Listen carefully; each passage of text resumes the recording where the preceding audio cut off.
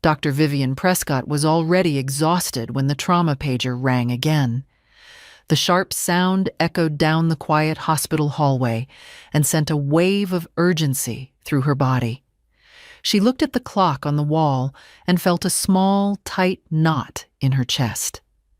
It was the morning of her wedding day.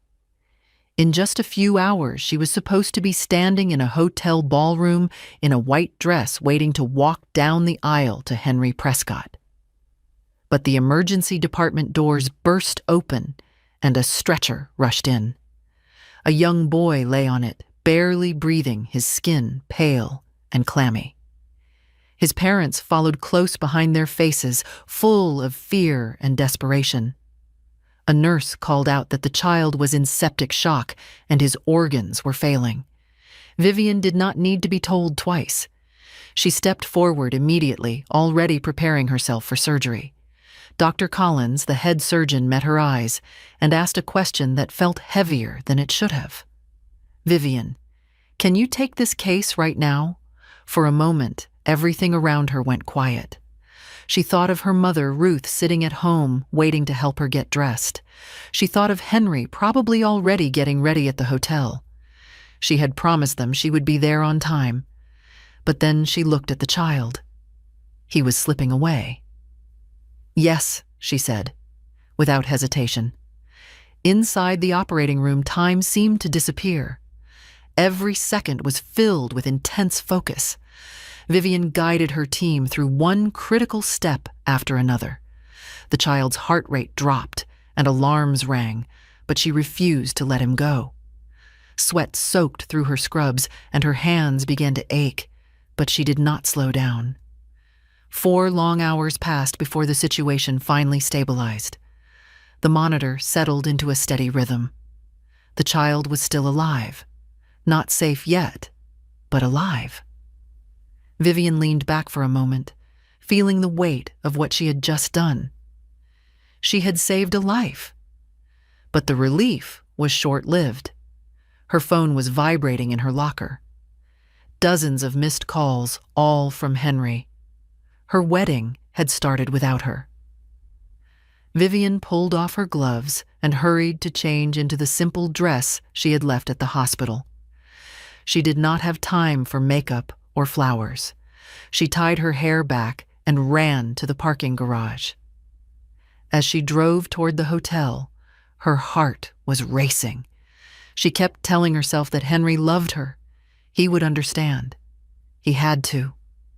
She had no idea that by the time she arrived, her life would already be torn apart. Vivian arrived at the Grand Crest Hotel with her heart pounding in her ears.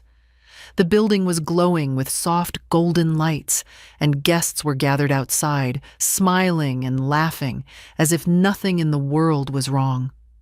For a brief moment, she felt a rush of relief. The wedding was still happening.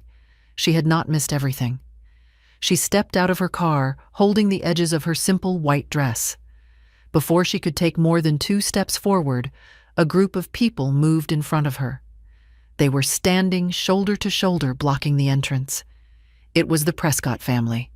There were aunts, uncles, cousins, and even distant relatives she barely recognized. All of them were staring at her as if she did not belong there. At the front stood Margaret Prescott, Henry's mother.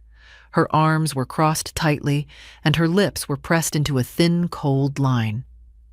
"So you finally decided to show up," Margaret said loudly. Vivian tried to stay calm.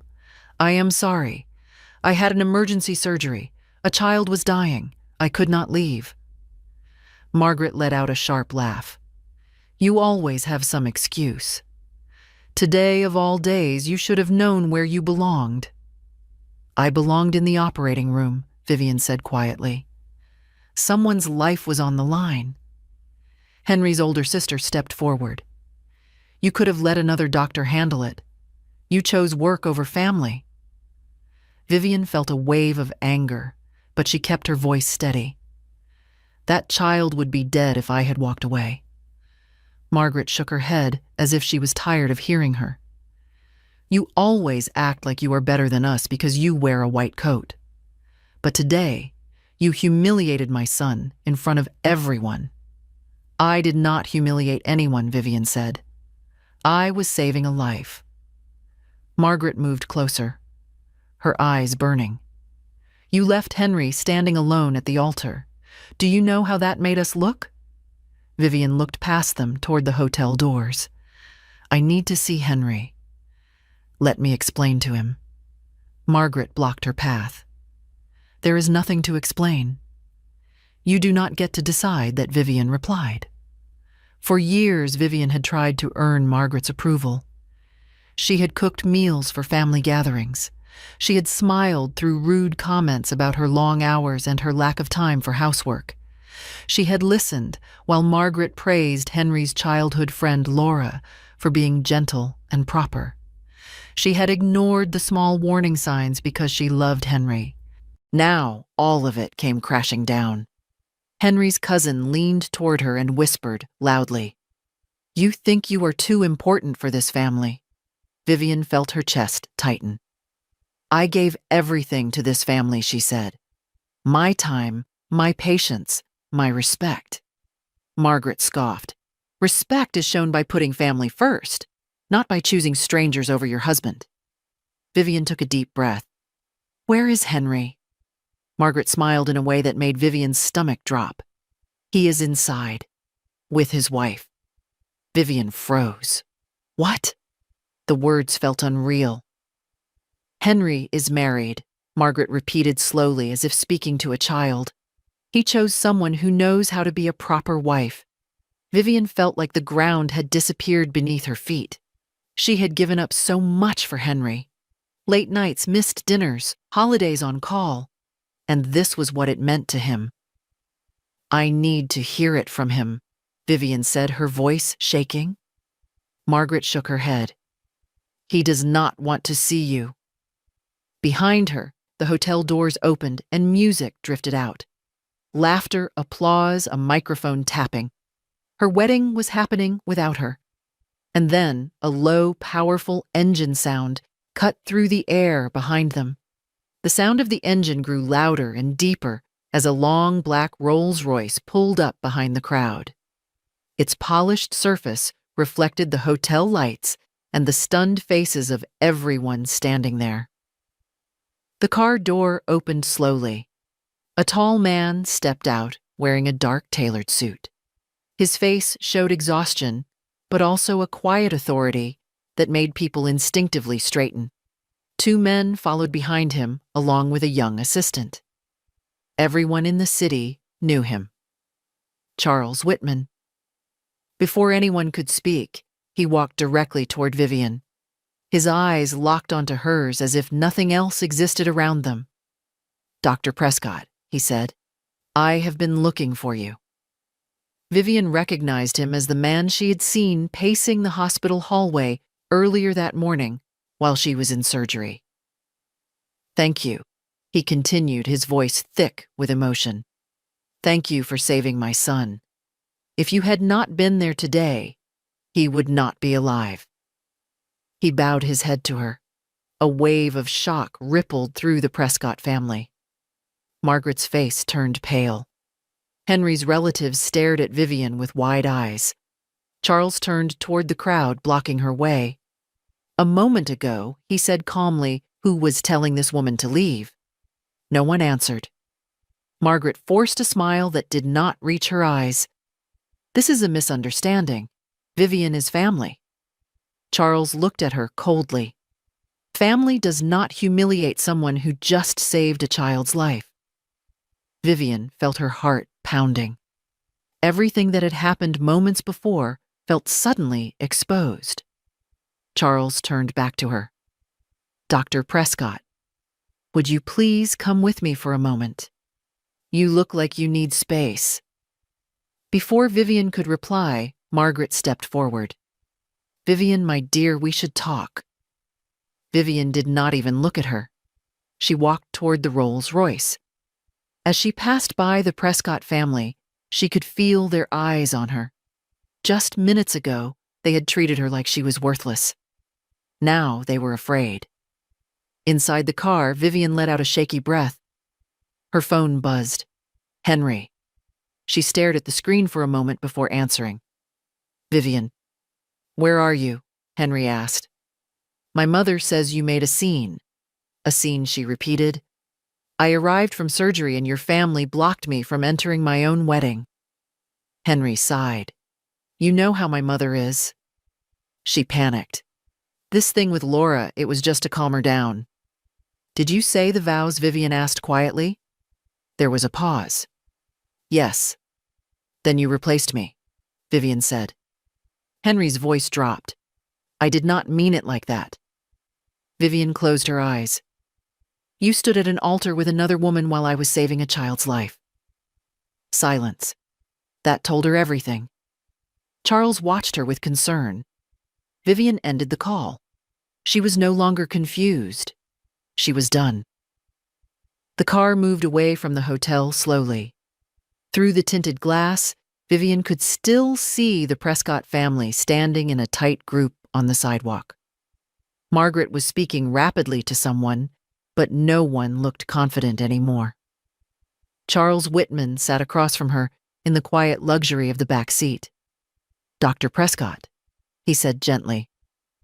I am sorry you had to go through that. Vivian nodded. I did not even get the chance to walk inside. You should not have been treated that way, Charles replied. You were saving my son while they were judging you. Her phone buzzed again. Henry. She did not answer. Charles leaned back slightly. I do not want to interfere in your personal life, but I want you to know something. When I saw how they spoke to you outside that hotel, I could not stay silent. Vivian looked at him. Thank you. They drove in silence for a few moments before Charles spoke again. Where would you like to go? To my mother, Vivian said. I need to get to her before they do. Charles nodded. I will have someone make sure no one bothers you. Vivian felt a strange mix of gratitude and sadness.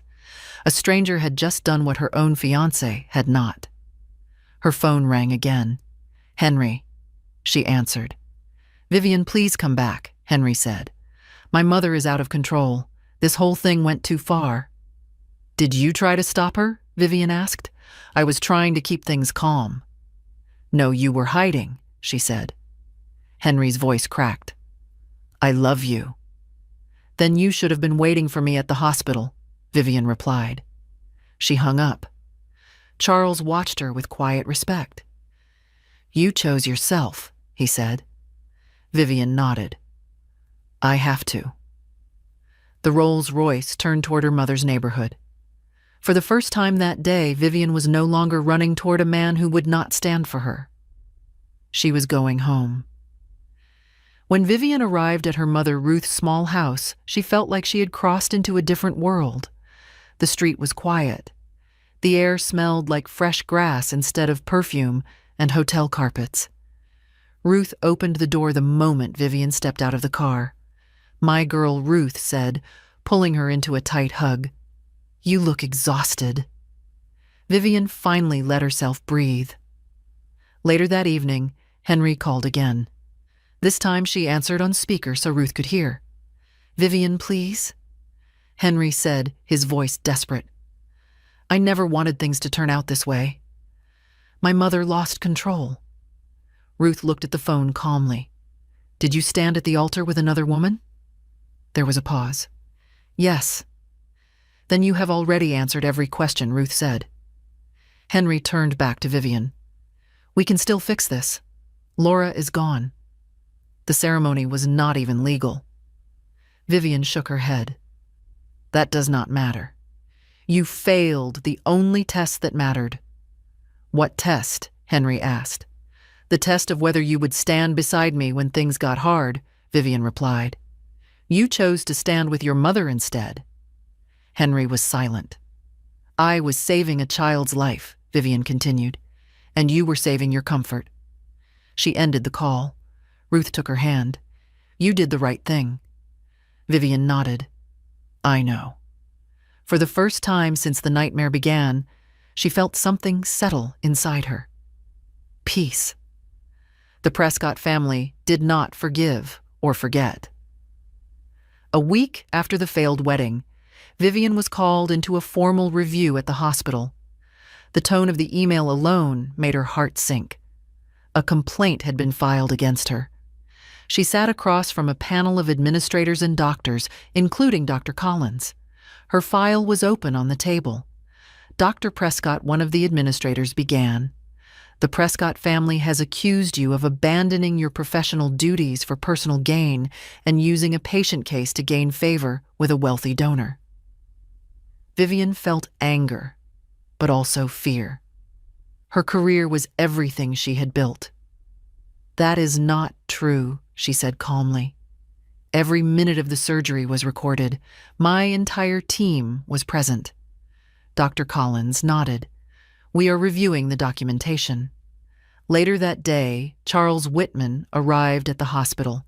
He gave a sworn statement describing how Vivian had saved his son and how he had personally witnessed the Prescott family blocking and humiliating her.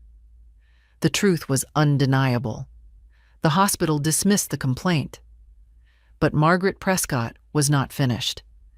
She began spreading rumors through social circles and social media, trying to paint Vivian as a selfish doctor who abandoned her wedding for attention.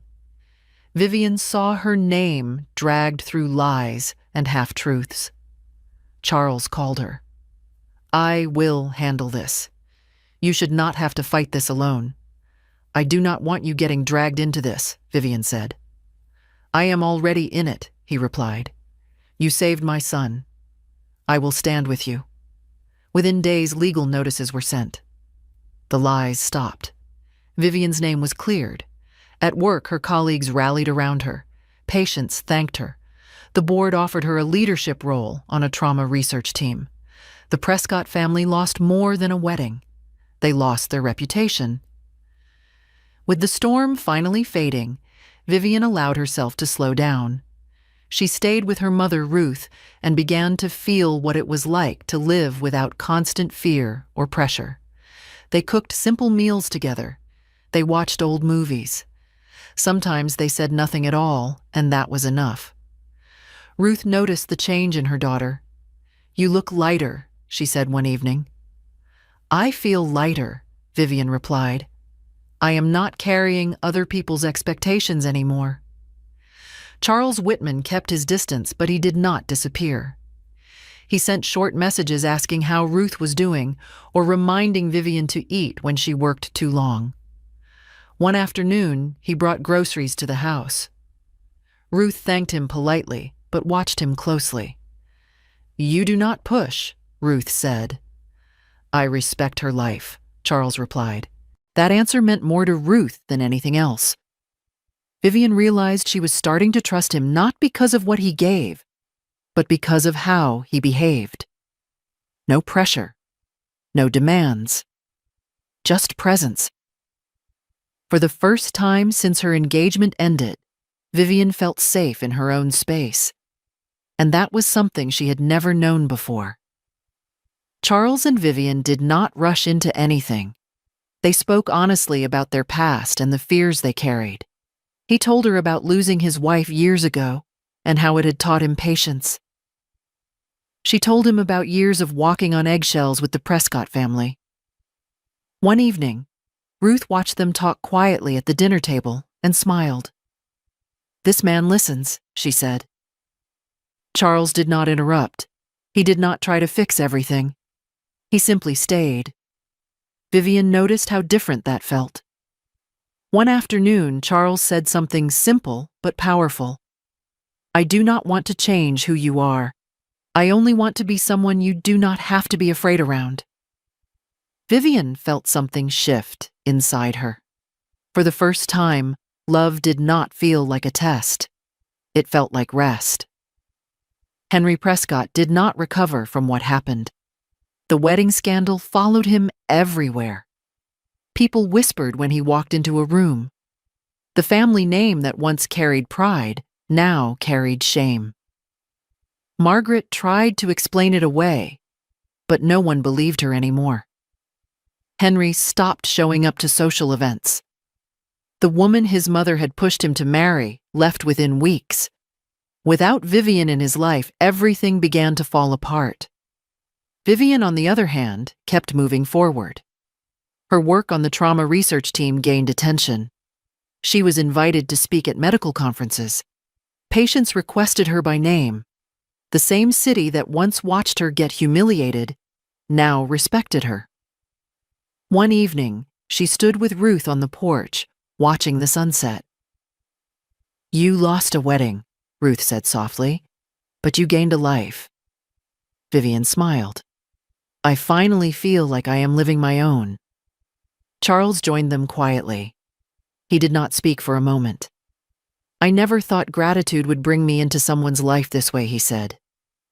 "But I am grateful every day that I met you." Vivian looked at him. This time she was not afraid of what she felt. She had learned something important. People who love you do not replace you. They wait. If this story taught you anything, let it be this. Never abandon your values to be accepted. Never shrink yourself to keep someone who does not stand for you. And never forget that the right people will see your worth even when others try to bury it. If you have ever been betrayed when you least expected it, share your story in the comments. And if this story gave you strength, please like and share it so someone else can find their way back to themselves too.